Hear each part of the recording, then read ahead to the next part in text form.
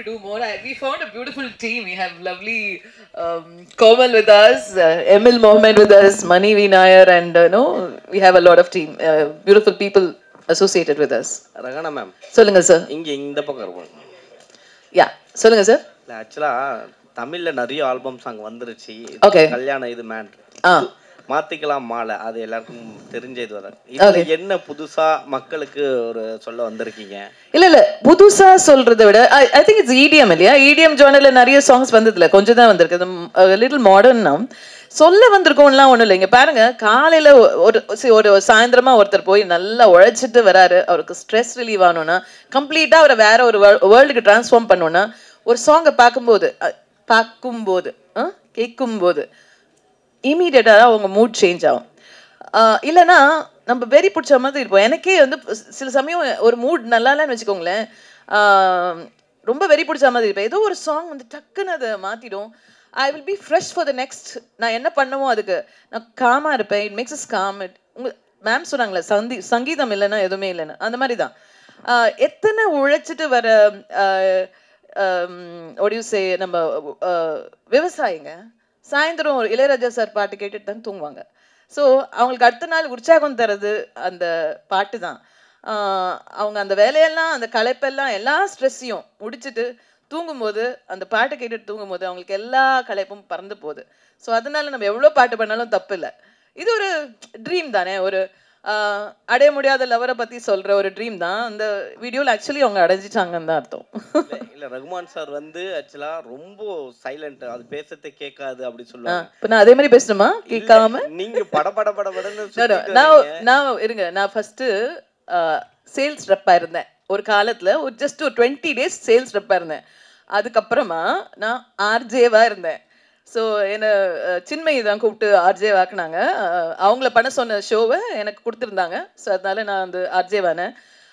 ஆர்ஜேவாக இருக்கும்போது நான் மென்மையாகவும் ரொம்ப ஸ்லோவாகவும் பேச முடியாது சார். அது என்னை இப்படி ப்ரிப்பேர் பண்ணிடுச்சு. ரகுமான் சார் இது வந்து பார்த்தாரா, கேட்டாரா இந்த சாங்கை? நான் அவர்கிட்ட அனுப்புனேன். அவர் நேற்று எனக்கு மரியாதையே வேற, அவர் எதுவும் சொல்ல மாட்டார்ல. என் பையன் காமிச்சு ஹி செட் தம்ஸ் அப் போட்டார். யார் காமிட்டாலும் they were really loved it. And I am hoping the new generation will like it. New ஜென்ரேஷனுக்காக பண்ணது இது. ஃபர்ஸ்ட் ஆஃப் ஆல் அவங்க 2 பேரும் ஒன்றா சேரணும், அதுக்கப்புறம் தான் என்ன உள்ளே சேர்ப்பாங்க. தெரியாது மேம், உங்கள் ஆசை நல்லா இருக்கு, எனக்கு பிடிச்சிருக்கு. மேடம் நிறைய பாட்டு பாடுறீங்க, நிறைய மியூசிக் கம்போஸ் பண்ணியிருக்கீங்க. ஓகே. ரொம்ப நாளுக்கு அப்புறம் நீங்கள் ஸ்க்ரீனில் வரீங்க. ஏன் உங்களை பாட்டுக்கு ரொம்ப போர் அடிச்சதுனால ஸ்க்ரீனில் வர ஆரம்பிச்சிட்டிங்களா? ஏன் சார், இப்போ பாடுறவங்க தான் முக்கியம் சார். அவங்களுக்கு ஒரு டேலண்ட் இருக்குல்ல சார், அவங்க வரணுமா இல்லையா சொல்லுங்க. என்னது அவங்க வரக்கூடாதா ஸ்க்ரீனில்? தப்பா? இந்த வாய்ப்பு வந்து அண்ணன் கிட்ட கேட்டிருக்கீங்களா? சாரி, பிரதர் கிட்ட. சார் அவர் மியூசிக் டைரக்டர், அவர்கிட்ட நான் எப்படி கேட்க முடியும்? டைரக்டா என்னன்னா, இப்போ நீங்க டைரக்டும் பண்றீங்க. ஆமா. வந்து என்னன்னா, ஒரு மியூசிஷியனாவே வந்து பாட்டுக்கு பின்னாடி தான் இருப்பாங்க. அதுதான் நான் சொல்ல வந்தது. என்னன்னா, இப்போ இண்டிபெண்டன்ட் ஆல்பம்ஸ் வந்தீங்கன்னா, இப்போ உங்களுக்கு டெய்லர் ஸ்விஃப்ட் நல்லா தெரியுறாங்களா, செலினா கோமஸ் நல்லா தெரியுறாங்களா, எல்லாரும் நல்லா தெரியுறாங்கல்ல, ஜஸ்டின் பீபர் நல்லா தெரியுறாரா? இல்ல எஸ்பிபி சார்லாம் உங்களுக்கு தெரியும், சித்ரா மாலா எல்லாரும் தெரியும். இல்ல நான் இல்ல அவங்க ஸ்க்ரீன்ல வந்து இப்போ எஸ்பிபி சாரும் ஸ்க்ரீன்ல வந்து பண்ணியிருக்காரு, அதெல்லாம் இருக்கட்டும். பட் நம்ம வேர்ல்ட் லெவலில் யோசிக்கும் போது மியூசிஷியன்ஸ் தான் நம்பர் 1 அங்கே இருக்காங்க. பட் இங்கே நம்ம வந்து ஒரு செகண்ட் கிரேட்ல தான் இருக்கோம் மியூசிஷியன்ஸ் எல்லாம். ஸோ இப்போ படத்துலையும் பாட்டை கம்மி பண்ணிட்டாங்க. மியூசிஷியன்ஸ்லாம் எங்கே போவாங்க சொல்லுங்க? மியூசிஷியன் பற்றி பேசுனீங்க. இப்போ லிரிக்ஸ் ரைட்டர்லாம் இருக்காங்க தெரியுங்களா, அவங்கள பற்றிலாம் ஒன்றும் பேசவே இல்லை. சரி, அவங்களுக்கும் அவென்யூ இருக்குது. அவங்க புக்ஸ் வெளியிட முடியும், அவங்க வந்து இது கவிதை வேற இடத்துல பேச முடியும், கவி அரங்கம்லாம் இருக்குது, அதுலலாம் அவங்க வர முடியும். அவங்களும் அவங்க கவிதையும் பாட்டாக பண்ண முடியும். டெஃபினட்டாக பண்ணலாம். அவங்களும் நடிக்கணும்னா நடிக்கலாம். What is that? நான் வேண்டாம் நான் சொன்னேன். மேடம் வேர்ல்டில் சிங்கர்ஸ் வந்து வெளியில் தெரிய மாட்டாங்க, இசையமைப்பாளர்லாம் சொன்னீங்க.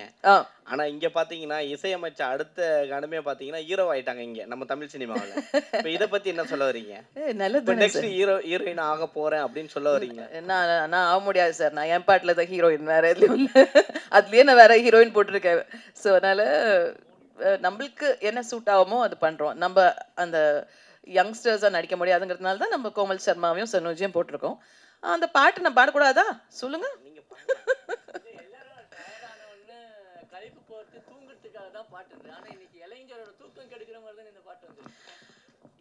சில பேர் தூங்காம இருக்காங்களே அவங்களுக்காக அது. தூங்கணும்னா அதுக்கு வேற பாட்டுலாம் இருக்கு நிறைய. யா சரி, அது ஒரு வடிகால் அவங்களுக்கு அது. யா இது ஆக்சுவலி டு டெல் யூ, நான் ரெஹ்மான் சார் ஸ்டுடியோவில் தான் ஷூட் பண்ணேன். ரெஹ்மான் ஸ்டுடியோவில் தான் நிறைய இடம் நாங்கள் பார்த்தோம். ஒரு 5 ஸ்டார் ஹோட்டல் இது அது அதெல்லாம் பார்த்தோம். ரொம்ப ஓவராக பட்ஜெட் டெக்கரேட் இருந்தது.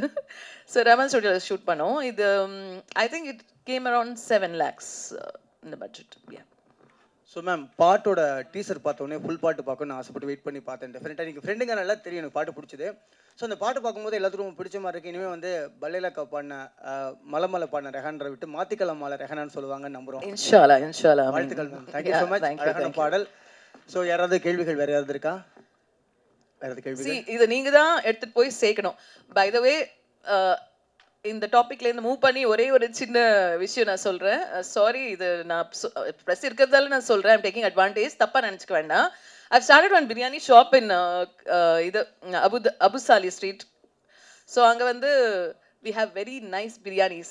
1000 பிரியாணி கடை இருக்குது. ஆனாலும் ஏன் டேஸ்ட்டுக்கு எங்கள் வீட்டுக்கு பிடிச்ச மாதிரி இருக்கிற பிரியாணி அது. ஏன்னா நாங்கள் பிரியாணி லவர்ஸ் நாங்கள். ஸோ அந்த you can get that taste over there. நீங்களாம் ட்ரை பண்ணலாம். Ma'am, I'm giving you a sample. நீங்க சாப்பிட்டுட்டு அத பத்தி சொல்லணும்னா சொல்லலாம், உங்களுக்கு பிடிச்சா சொல்லலாம். பாய்ஸ் படத்துல ரஹ்மான் வீட்டு பிரியாணின்னு சொல்லுவாங்க, அந்த அளவுக்கு டேஸ்ட் எல்லாருக்கும் கேள்விப்பட்டிருக்கோம். I think so. அந்த மாதிரி தான் வந்துட்டு இருக்கு. Definitely you will love it. Non veg, உங்களுக்கு வெஜ் வேணும்னா தனியா என்கிட்ட சொல்லுங்க, ஒரு நாள் உங்களுக்கு வெஜ் பண்ணி கொடுக்குறேன். கண்டிப்பா உங்களுக்கு கிடைக்கும். ஷாப் நேம் வந்து கரீமா டைனிங் ஸ்பாட். எங்க அம்மா சாப்பாட்டுல ரொம்ப ஃபேமஸ். வீட்டுக்கு வரவங்களும் அவங்களோட சமையல் ரொம்ப பிடிக்கும். அண்ட் எங்களுக்கும் அம்மாவோட சமையல் ரொம்ப பிடிக்கும். அவங்க சமையலை தான் நானும் கொஞ்சம் கற்றுருக்கேன். ஸோ அதில் இருக்கிற எக்ஸ்பர்டைஸ் கொஞ்சம் போட்டிருக்கேன். அம்மா வந்து யார் வந்தாலும் நிறைய சாப்பாடு கொடுத்து ரொம்ப ஹாப்பியாக வரவேற்பாங்க. அவங்க நினைவாக தான் அந்த ஸ்டார்ட் பண்ணியிருக்கேன். குட்டியான கடை தான், ரொம்ப பெருசுலாம் இல்லை. ஜஸ்ட் ஒரு 20 பேர் உட்காந்து சாப்பிட்லாம். அஃபோர்டபுளாக இருக்கும்.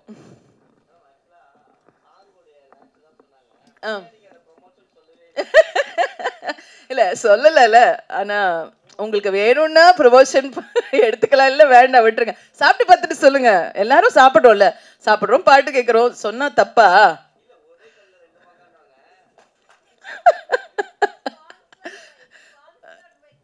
ஆமா, yes, sponsored by Kareema biryani. Super, thanks.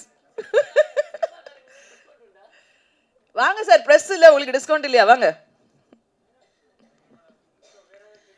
Anything else you want to ask? Thank you.